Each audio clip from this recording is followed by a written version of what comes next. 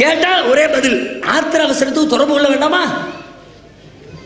என்ன ஆத்திரம், என்ன அவசரம் விளக்குங்க.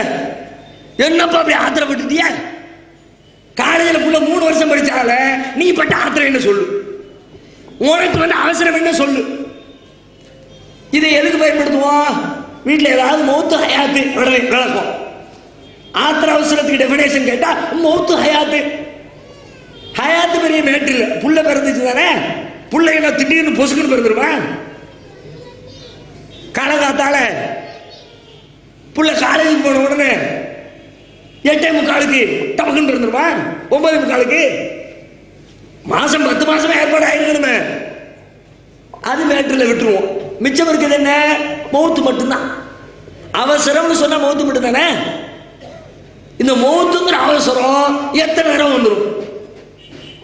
காலேஜ் படிக்கிற பிள்ளைக்கு டெய்லி வீட்டில் மௌத்து விழுந்துக்கிட்டே இருக்கு. வெள்ளிக்கிழமை ஒன்று திடீர்னு நாளை கழிச்சு செவ்வாய்க்கிழமை வந்துருச்சுன்னா அதுக்கு ஒரு திங்கட்கிழமை மௌத்தாயிட்டு என்ன பண்றது? அப்பங்கால உசுரோட அவன் செத்துட்டா, ஆத்தா செத்துட்டா அப்படியா, தங்கச்சி செத்துட்டா அப்படியா, மாசம் 4 மாசமா எழுதிக்கிட்டு இருக்குது. நன்னிமா எப்ப போகும்னு தெரியல, அவசரம் சொல்லு. வெளியே போன தகப்பனாரு ஆக்சிடென்ட் ஆயிட்டாங்க, அவசரம்னு சொல்லு. 5 வருஷத்துல ஒருக்கு அவசரம் வருமா? 10 வருஷத்துல ஒரு தடவை வந்திருக்குமா? இந்த ஆத்திரத்துக்கு அவசரத்துக்கு பிள்ளைக்கு செல்போன் வாங்கி கொடுத்த பெற்றோரிடத்திலே கேட்கிறேன், ஆத்திர அவசரத்துக்கு வாங்கி கொடுத்தீல என்றைக்காவது ஒரு நாள் உங்கள் குழந்தையிடத்திலே ஒரே ஒரு தடவை தொலைபேசிகளே செல்பேசிகளே தொடர்பு கொண்டு பேசியிருப்பீர்களா? பேசல. அப்ப அடுத்த கேள்வி, நீங்க ஒரு நாள் பேசல, உங்க அத்தா பேசல, கூட பிறந்த அண்ணன் பேசல, அவ கூட பிறந்த தங்கச்சி பேசல, குடும்ப உறுப்பினர்கள் யாரும் பேசல, ஆனா புள்ள மட்டும் எப்ப பார்த்தாலும் போன் பேசிக்கிட்டே இருக்க. யாருட்டே ஒரு கேள்வி வர வேண்டாமா? மரமண்டையா அல்ல மண்டையில மூளை வச்சிருக்காங்க, களிமண் வச்சிருக்காங்க. ஸ்கூலை விட்டு வீட்டுக்குள்ள வரும்போதே உள்ள வருது. வெளியே போகும்போது காலேஜ் புக்கு பக்கத்துக்கு மாட்டியாச்சு, போன் போட்டு போயிட்டு போகும்போதும் போன் பேசுறான், வரும்போதும் போன் பேசுறான், 10 மணிக்கு போன் பேசுறான், புக்கை பிரிச்சு வச்சுட்டு உட்கார்ந்து இருக்கிறான், போன் பேசிக்கிட்டு இருக்கிறான். காணா குறைக்கு 12 மணிக்கு ஆத்திர அவசரத்துக்கு கக்கூஸ் கதவை தட்டினான், கக்கூஸ் கூட உட்காந்து போன் பேசுறான். யோசனை வரணுமா வரக்கூடாது? இவ்வளவு தூரம் கடலை போடுறாங்களே, யாரு கூட போடுறாங்கன்னு ஒரு கேள்வி வேண்டாம்? வேற யாரு கூட? டீச்சர்கிட்ட டவுட் கேட்டாங்களா 12 மணிக்கு? ஏ ஸ்கோர் பி ஸ்கோர்ல ஒரு சின்ன டவுட் வந்துருச்சு, விளக்குங்கன்னாங்களா? ஒரு மாயமும் இல்லை. இதை கூட புரிந்து கொள்ள தெரியாத பெற்றோர்கள் என்றால் நீங்கள் ஏன் பிள்ளைய பெத்தியா கேள்வி கேட்க தோணும். அதுக்கான இப்படி கேட்க மாட்டோம், பயந்துடாதீங்க. அப்ப இந்த செல்போன் வழியாக நம்முடைய பிள்ளைகளை நாமே வெளியெடுக்கிறோம். தேவையே கிடையாது. எந்த அவசரத்தையும் சொல்றதுக்கு காலேஜ் கட்டி வச்சிருக்க ஒரு போன் இருக்காதா? அவசரத்தை சொல்றதுக்கு தானே போனை காலேஜுக்கு போட்டு விவரத்தை சொல்லுங்க. இந்த பிள்ளைக்கு வீட்டில் நன்னி இறந்துட்டாங்க, முத்தவாப்பா இறந்துட்டாங்க, பெத்தவாப்பா இறந்துட்டாங்க, அனுப்பி வைங்கன்னு சொன்னா அனுப்பிக்க போறாங்க. அண்ணனையோ தம்பியோ 2 வீலர் அனுப்பி போய் தங்கச்சியை கூட்டு வர போறாங்க. இதுக்கு ஒரு செல்போன் தேவையா? செல்போன் பெரும்பாலும் தேவையற்ற தொடர்புகளை, வீண் விரயங்களை, நேர விரயத்தை, தப்பான தொடர்புகளை ஏற்படுத்தி தருகிறது. அப்படியானால் இந்த பாலியல் குற்றத்திலே அந்த செல்போனை வாங்கி கொடுத்த பெற்றோருக்கும் ஒரு பங்கு இருக்கிறது. அத்தோட போச்சா? இன்னும் பல பேர் பிள்ளைய காலேஜுக்குலாம் அனுப்புறோம். பொம்பளை பிள்ளைய அனுப்பும்போது ஒழுக்கமா போயிட்டு ஒழுக்கமா வரணுமா? ஒரு கெட்ட சொல்ல வந்து நம்ம தாங்க முடியாது. மான மரியாதையோட வாங்கி விட்டு குடும்பம். அதனால நம்ம முகத்தை எல்லாம் மூடி பத்திரமா போயிட்டு பத்திரமா வாமா, மூஞ்சுக்கு சேர்த்து ஒரு முக்கை. இதை விட ஒரு சிம்பிள் ரூட் வேற வேணும் பிள்ளைக்கு. செல்போனாவது பரவாயில்லைன்றோம். எதுக்கு? இந்த மூஞ்ச மூடுற கலாச்சாரத்துக்கு முன்னால் செல்போன்லாம் சுச்சுப்பி கரைச்சலே கிடையாது. அன்னைக்கு ஒரு தகப்பன பஞ்சாயத்துங்க பேசிக்கிட்டு இருக்கிறோம், மூஞ்சில அடிச்சுட்டு அழுகுறான். என்னையா பிரச்சனைன்னா, என் முன்னாடி 2 வீலர்ல ஸ்டார்ட் போட்டு நிப்பாட்டி உட்காந்தா, என் வண்டியில என் உள்ள உட்காந்துருக்கா, எனக்கு தெரியாம போச்சுட்டா, தேடுறாரு.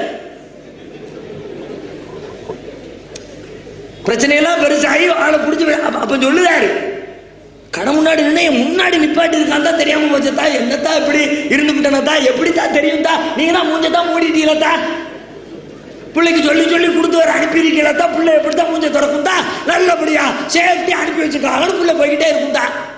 இன்னைக்கெல்லாம் என்னாச்சு தெரியுமில, அது ஒரு 5 வருஷத்துக்கு முந்தி மூஞ்ச முன்னா ஒழுக்கம்னு. இப்ப என்னாச்சு, கோர்ட்டுக்கு வர்ற கேஸ் பூராவே எல்லாம் மூஞ்ச முடிய கேஸா வருது, உடனே போயிட்டானுல்ல. இப்ப அங்கங்க பேரு ட்ரெண்ட் மாறிடுச்சு. படாங்க விட்டா இருக்கும் போல இருக்குப்பா மூஞ்ச மூடுறது. திருச்சியில ஒரு ஸ்கூல்ல ஒரு பள்ளிக்கூடத்துல 8ஆம் கிளாஸ் வரைக்கும் தான் இருக்கு, 8ஆம் கிளாஸோ 10ஆம் கிளாஸா இருக்குது. அந்த பள்ளிக்கூடத்துல ரமலான் மாதத்தில் வேற ஒரு பிரச்சனைக்காக கிறிஸ்தவ பள்ளிக்கூடத்தில் அங்க இருக்கிற தலைமை ஆசிரியரை சந்திக்க போய் பேசிக் கொண்டிருக்கிற நேரத்தில் தலைமை ஆசிரியர் சொல்லுகிறார், நம்ம சில குறைகளை சொல்லி முஸ்லீம் பிள்ளைங்க இப்படி நடந்துக்கிறாங்க, அது சரி பண்ணணும், நோம்பு வச்சுட்டு வந்திருக்கிறாங்க பிள்ளைங்க, அவங்கள தேவையில்லாம அந்த நேரத்தில் பிடி பீரியட்னு சொல்லிட்டு ஓட வைக்கிறீங்க, நோம்பு காலத்தில் வேண்டாம் சொல்றக்காண்டி போயிருக்கிறோம். அதை நல்ல முறையில் ரிசீவ் பண்ணி கொண்ட அந்த தலைமை ஆசிரியர், கிறிஸ்தவ தலைமை ஆசிரியர் சொல்லுகிறார், உங்க சமுதாயத்தை அது நான் சொன்னா தப்பா நினைச்சுக்காதீங்க, ஆனா எங்க ஸ்கூல்ல நிறைய பிரச்சனைகளை பார்த்துட்டோம், அதனால நான் சொல்றேன், அது என்னங்கிற விளக்கம் சொல்லுங்க. குறையா கூட சொல்லல, தப்பா பேசிடுவோமோ அப்படி நினைத்து கொண்டு அவர் பேசுகிறார். இந்த பருதாங்கிற பேர்ல முஞ்ச மூடிட்டு வராங்கல்ல, அதை கொஞ்சம் என்னன்னு பாருங்க தம்பி. ஏன்னு கேட்டா, அவர்களிடத்துல பருதாவை வாங்கி கொண்டு இந்து பெண்கள் வெளியில சென்று எங்க ஸ்கூலுக்கு பல அவப்பெயர்கள் ஏற்பட்டுருச்சு. ஒரு கட்டத்தில் திரும்ப திரும்ப நண்பரிடத்தில் பருதா வாங்க முடியவில்லை என்று சொல்லி சொந்தமாகவே இந்து பெண்கள், இந்த பள்ளிக்கூடத்தில் படிக்கக்கூடிய இந்து சமுதாயத்தை சார்ந்த பிள்ளைங்க அவங்க பேக்குக்குள்ள பருதா அவர்களே காசு கொடுத்து வாங்கி வைத்திருக்கிறார்கள். காரணம் சேஃப்டியா இருக்கிறது. காரி துப்ப மாட்டாங்களா? பல நேரத்தில் பல குடும்பத்தில் பெற்றோர்களால் கண்டிக்கவே முடியும். ஏன் தெரியுமா? கண்டதை போட்டு பார்த்துக்கிட்டு இருந்தா அந்த மாதிரி தான் சிந்திக்கணும். நல்லதே பார்த்தா நல்ல சிந்தனையே வரும். எப்ப பார்த்தாலும் பலான மேட்டே பார்த்துக்கிட்டு இருந்தா கனவுல கலர் கனவா தான் வரும். அதே மாதிரி தான் யோசிக்கிட்டே இருப்பான். புள்ள பிறந்ததுல இருந்து வீட்டுக்குள்ள டிவி ஓடிக்கிட்டு இருக்கு. என்ன டிவியில் என்ன ஓடுது? எல்லாம் பலான சமாச்சாரம் தான். வேற என்ன? ஆம்பளை பொம்பளை மேட்ரு இல்லாம ஒரு சினிமா உண்டா? ஒரு சீரியல் உண்டா? ஒரு நாடகம் உண்டா? எந்த நாடகத்தை எடுத்துங்க, இந்த பொம்பளை அந்த பொம்பளை கருவிருத்தால், இந்த ஆம்பளை அந்த பொம்பளையை டாபடிச்சான், இந்த மேட்ரு இல்லாம ஒரு சினிமா சீரியல் ஒரு நாடகம் ஓடுதா? எப்ப பார்த்தாலும் இதை பெற்றோர்கள் உட்கார்ந்து பார்த்து கொண்டிருந்தால் பிள்ளைகளுக்கு அதன் வழியாக நீங்கள் என்ன பாடத்தை சொல்லி தருகிறீர்கள்? பார்க்கறது தப்பு இல்ல, பார்க்கறது தான் பலான மேட்டில் கொண்டு தள்ளுது. அதான் நபிகள் நாயகம் ஸல்லல்லாஹு அலைஹி வஸல்லம் ஒரு நாள் வீட்டுக்குள்ள உட்கார்ந்து தலையில சிக்க எடுத்துக்கிட்டு இருந்தாங்க. வெளியில இருந்து ஒருத்தர் வந்தார். வந்தவர் இஸ்லாமிய மரபு சிலது இருக்குதுல்ல, சலாம் சொல்லணும், அனுமதி கேட்கணும், கிடைச்சா போகணும், இல்லாட்டி திருமணம். அவர் அது ரொம்ப பெரிய லாங் ப்ராசஸா இருக்குது, அதனால சிம்பிள் வே ஏதாவது இருக்குதா அப்படி லேசா எட்டி பார்ப்போம், உள்ள ரசூல்லா இருந்தா உள்ள போயிருவோம், இல்லாட்டி அப்படி போயிருவோம் அப்படின்னு பிளான் பண்ணி அப்படி மெதுவா எட்டி பார்க்கிறாரு. அவர் எட்டி பார்ப்பதை உள்ளே இருந்து நபி ஸல்லல்லாஹு அலைஹி வஸல்லம் அவர்கள் பார்த்து விடுகிறார்கள். கையில சிக்கெடுக்கிற ஒரு குச்சி வச்சிருந்தாங்களே, அந்த குச்சியை வச்சிருக்கிற ரசூலுல்லாஹ் அவரை பார்த்து சொல்றாங்க, கண்ணை குத்திடுவேன். எங்க எட்டி பார்க்கிற? இன்னமல் இஸ்திதான மின் அஜலில் பஸர், இந்த பார்வை இருக்கிற காரணத்தினால்தான் வீட்டிற்கு வருகிற பொழுது அனுமதி கேட்க வேண்டும் என்ற சட்டத்தையே சொல்லி இருக்கோம். கண்டதையும் பார்த்து போடுவேன். பார்வைகள் சாதனம் பெற்றா வீட்டில் பெண்கள் இருப்பாங்க, உபரியான ஆடைகளை கலைந்து விட்டு இருப்பாங்க, குளித்து கொண்டிருப்பார்கள், பல சூழ்நிலையில் இருப்பார்கள், புதிய தம்பதிகள் இருப்பாங்க. நீ பேசாம பார்த்துருவ, நீ நல்ல புள்ளதான், உன் கூட இன்னொருத்தன் இருக்கானப்பா, அவன் நல்லவனா? போய் தலைவாணியில தலையை வச்ச உடனே அவர் வருவார். அது வரைக்கும் நல்ல பிள்ளையா இருப்பார். நல்லா இருந்துச்சே, சரியான கட்டணம் போல இருக்குது. முதல் நாள் 10:45 பார்த்தோமா, மறுநாள் எல்லா வேலையும் அவசர அவசரமா முடிச்சுட்டு 10:45 போகுது அப்படி போயிட்டு வருவோம் அந்த தெருவில். எதுக்கு இந்த வம்பு? இப்படியே டெவலப் ஆகி கடைசியில் முசீபத்தில் முடிஞ்சிட்டு போகுதுப்பா. வேணாம், பார்வை இழுத்து சாத்து. குல்லில் மூமினீன் யகுல்லூ மின் அப்சாரிஹிம், மூமினான ஆண்களுக்கு சொல்லுங்கள் அவர்கள் தங்கள் பார்வைகளை பேணிக் கொள்ளட்டும். குல்லில் மூமினாத் யகுல்லூன மின் அப்சாரிஹிம், மூமினான பெண்களுக்கு சொல்லுங்கள் அவர்களும் தங்களின் பார்வைகளை பாதுகாத்துக் கொள்ளட்டும். 2 பேருக்கும் சொல்லு, பார்வையை கேர்ஃபுல்லா பார்த்துக்க. வீட்டுக்குள்ள உட்கார்ந்து கண்டதை ஓட்டிக்கிட்டே இருந்தா அது மாத்திரமில்லை, இன்றைக்கு பெற்றோருக்கும் பிள்ளைகளுக்குமான இடைவெளி அதிகரித்துக் கொண்டே இருக்கிறது. பிள்ளைகளை கண்காணிக்கிறதிலிருந்து பெற்றவர்கள் விலகி கொண்டிருக்கிறார்கள். பேச்சுவார்த்தையை குறைஞ்சு போச்சுங்க. தகப்பனாரு தாயாரு பிள்ளைங்களோட என்னத்த பேசுறாங்க? எவ்வளவு நேரம் அவங்களுக்காக வேண்டி ஒதுக்கினார்கள். சின்ன குழந்தையிலிருந்து பெரிய பிள்ளைகள் வரைக்கும் வைத்திருக்கக்கூடியவர்கள் நெஞ்சில கை வச்சு இன்னைக்கு சொல்லுங்க, இன்றைக்கு அத்தியாவசிய தேவைகளை தாண்டி உங்கள் பிள்ளைகளோடு நீங்கள் என்ன பேசி இருக்கிறீர்கள்? அத்தியாவசிய தேவைனா காலங்காத்தால் தூங்கிட்டு இருப்பாங்க, எந்தி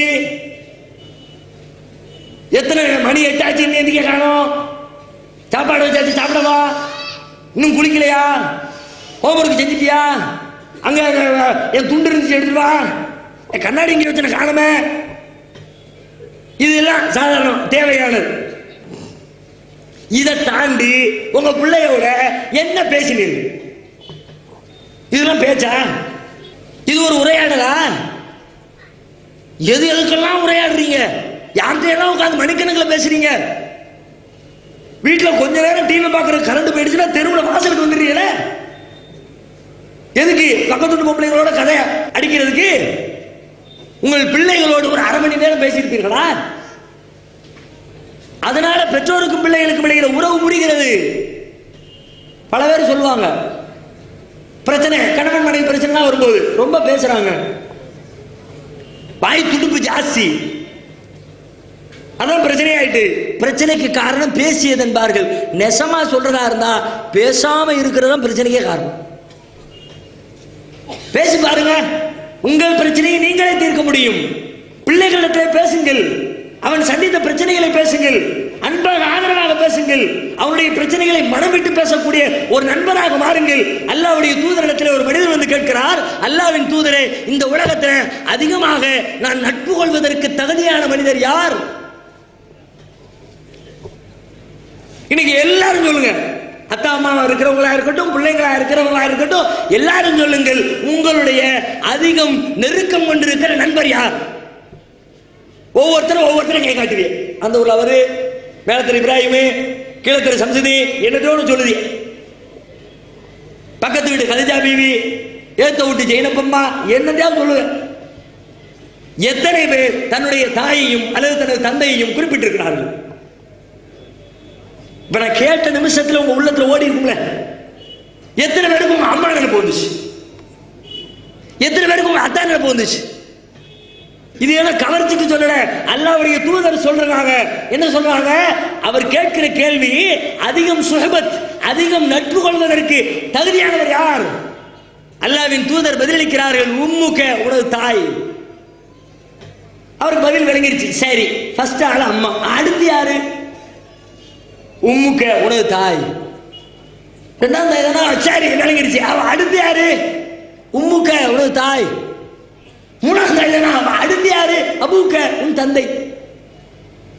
யாரும் நட்பு கொள்ள முடியாத அளவிற்கு உச்சபட்சமாக நட்பு கொள்ள வேண்டிய இடத்தில் ஒரு தாய் இருக்கிறாள், அதற்கு அடுத்தபடியாக ஒரு தந்தை இருக்கிறார். அல்லாஹ்வின் தூதர் சொன்னார்களே, அப்படிப்பட்ட நட்பை நமது பிள்ளைகளிடத்திலே பேணிக் கொண்டிருக்கிறோமா? இரக்க குணம் கொண்டோரே, அஸ்ஸலாமு அலைக்கும். தாய் தந்தையரையோ அல்லது இதில் ஏதாவது ஒருவரையோ இழந்து வாடும் ஆதரவற்ற பிள்ளைகள் நம் சமுதாயத்தில் ஏராளம். பெற்றோர்களின் அரவணைப்பின்றி ஏங்கித் தவிக்கும் இவர்களுக்காகவும், பெற்றோர்கள் இருந்தும் வறுமையின் காரணமாக வாழ்வாதாரத்திற்கு வாடிக்கொண்டிருக்கும் சிறுவர்களுக்காகவும் விசாலமான கட்டிடத்தில் அர் ரஹ்மான் சிறுவர் ஆதரவு இல்லம் செயல்பட்டு வருகிறது. பாசத்தோடும் பரிவோடும் தாயுள்ளத்தோடு பராமரிக்கப்பட்டு வருகின்றனர் இந்த சிறார்கள்.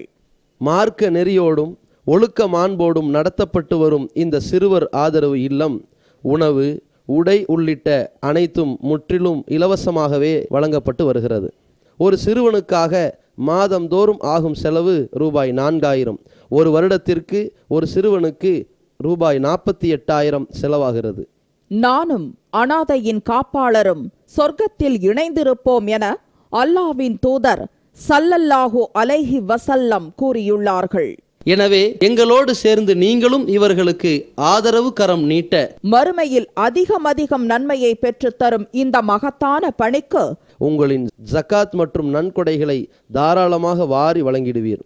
உங்களது நன்கொடைகளை டிடியாகவோ செக்காகவோ மணி ஆர்டராகவோ அனுப்பலாம். டிடி அனுப்புபவர்கள் தமிழ்நாடு தௌஹீத் ஜமாஅத் வங்கி கணக்கு எண் 7882748827 இந்தியன் வங்கி மண்ணடி கிளை என்ற பெயரில் எடுத்து அனுப்ப வேண்டிய முகவரி தமிழ்நாடு தௌஹீத் ஜமாஅத் மாநில தலைமையகம் 30 அரண்மனைக்காரன் தெரு மண்ணடி சென்னை 1. நட்பு என்பது எப்பொழுது வளரும்? பேச பேசதான் நட்பு வளரும். நண்பர்கள் என்றாலே கதை பேசிக்கிட்டே இருப்பான், மணிக்கணக்கில் பேசுவான், தேவையில்லாம பேசுவான், பயன் இருக்குதோ இல்லையோ பேசுவான், அது தெரிஞ்சுக்கிறதுனால என்ன ஃபாயிதா பேசுவான். ஸ்கூல்ல போய் பேசுவான், ஸ்கூல் முடிச்சு வரும்போது பேசுவான், ஹோம்ஒர்க் செஞ்சு முடிச்சுட்டு அவன் ஃப்ரெண்டு வீட்டில் போய் உட்காந்து பேசுவான், ஃப்ரெண்டு வீட்டில் டைம் முடிஞ்சவன கிளம்பி இவன் வீட்டில் உட்காந்து பேசுவான். பேசுவார்கள், பேசிக்கொண்டே இருப்பார்கள். பேச்சு அவருடைய நட்பை இறுக்குகிறது, ஆழமாக்குகிறது, பிணைக்கிறது. அப்படியானால் நீங்கள் உங்கள் பிள்ளைகளோடு எவ்வளவு பேசுகிறீர்கள்? பேச்சு குறைஞ்சு போச்சு, இடைவெளி ஆகி போச்சு, பேசுறதுக்கு வேற வேற ஆள் கிடைச்சிட்டாங்க. பிள்ளைகள் திசை மாறுவதற்கு பெற்றோரின் கண்காணிப்பு குறைந்தது மிக முக்கியமான ஒரு காரணம். எனவே பெற்றோர் தமது பிள்ளைகள் எந்த வழியில் செல்லுகிறார்கள் என்பதை சரி செய்ய வேண்டிய இடத்தில் நீங்கள் இருக்கிறீர்கள். பெற்றோர்களுக்கு நான் சொல்றேன், பல பெற்றவங்க என் பேச்சை கேட்க மாட்டேங்கிறான், புள்ள போற நூற்று சரியில்லை என்றெல்லாம் வருத்தப்பட்டு கொண்டிருக்கிறவர்களுக்கு நான் சொல்லுகிறேன், நான் சொல்லிக் கொண்டிருக்கிற இளைஞர்கள் 75% என்றால் 25% உல்டாவா இருக்கிறார்கள். அந்த உல்டாவை நீங்க ஏன் பார்க்க கூடாது? அவன் குடிக்கிறான், இவன் குடிக்கிறது இல்லை. அவன் ஊர் சுத்துறான், இவன் ஊர் சுத்துறது இல்லை. ஒரு பெருநாள் தினம் என்று சொன்னால் அந்த இன்பத்தை பெருக்குவதற்கு அவன் கையாளுகிற வழிமுறை வேறு, இவன் கையாளுகிற வழிமுறை வேறு. அவன் பிறரிடத்தில் பேசுகிற முறை வேறு, இவன் பேசுகிற முறை வேறு. இப்படி ஒரு 25% உங்களுக்கு மத்தியில் இருக்கிறாங்களே, அவங்கள நீங்க பாத்தீங்களா? இது பேருக்கோ பெருமைக்கோ புகழுக்கோ சொல்ல, அல்லாஹ்வின் அளப்பரிய கிருபையினால் இந்த தமிழ்நாடு தௌஹீத் ஜமாத் என்ற ஒரு இயக்கத்தை அல்லாஹ் நம்முடைய சமகாலத்திலே கட்டி எழுப்புவதற்கு துணை புரிந்து அந்த இயக்கத்திலே தங்களை பிணைத்துக் கொண்டிருக்கிற இளமை பருவத்து வாலிபர்களை பெற்றோர்கள் கொஞ்சம் கண்டிருந்து பாருங்களே. இந்த இளைஞர்களும் இங்கே இருக்கிற பெரியவர்களும் ஆரம்பத்தில் எப்படி இருந்தார்கள்? இன்னைக்கு மற்ற இளைஞர்கள் எப்படி இருக்கிறாங்க? அப்படிதான் இருந்தாங்க. வாரத்தில் ஒரு சினிமா மிஸ் ஆச்சுன்னா என்னமோ வாழ்க்கையே போச்சு நினைத்தார்கள். அப்படி நினைத்தவர்கள் அன்றைக்கு. ஆனால் இன்றைக்கு நான் சினிமா தியேட்டர் பக்கம் போய் வருஷம் 10 ஆயிடுச்சு, 15 ஆயிடுச்சு, 20 ஆயிடுச்சு என்று தன்னுடைய ஆண்டு கணக்கை சொல்லக்கூடிய பெரியவர்கள் இல்லையா? உள்ளே நுழைந்த காலத்திலிருந்து ஓராண்டு காலம், 2 ஆண்டு காலம், 3 ஆண்டு காலம் நான் சினிமா பார்க்கவில்லை என்று சொல்லக்கூடிய வாலிபர்களை பார்க்கவில்லையா? இருக்கிறானே, இவனை எது சீர்திருத்துச்சு?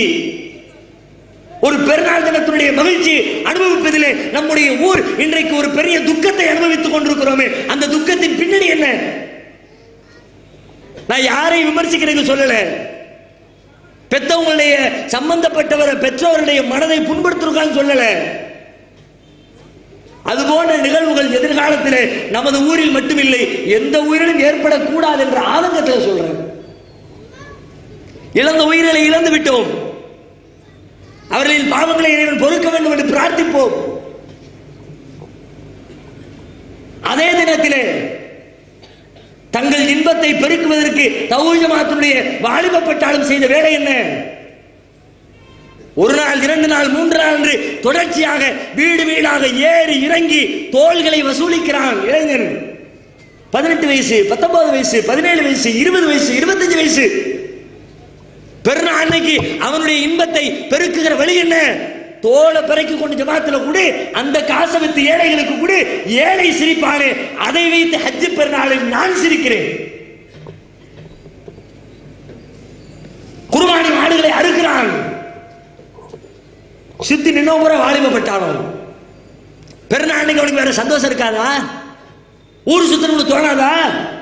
பெருநாள் தொழுகைக்கு போட்டு வந்த ஆடையை கூட கலட்டி வைத்து விட்டு அழுக்கு ஆடையை தூக்கி மாட்டிக்கொண்டு ஆடு அறுக்கவும் தோல் உரிக்கவும் அதை வெட்டவும் அதை விநியோகிக்கவும் தன்னுடைய நாள் முழுவதையும் 2 நாள் 3 நாள் என்று பெருநாள் தினம் முழுவதையும் செலவழித்தானே, அவனுக்கு அது இன்பம் தந்தது எப்படி?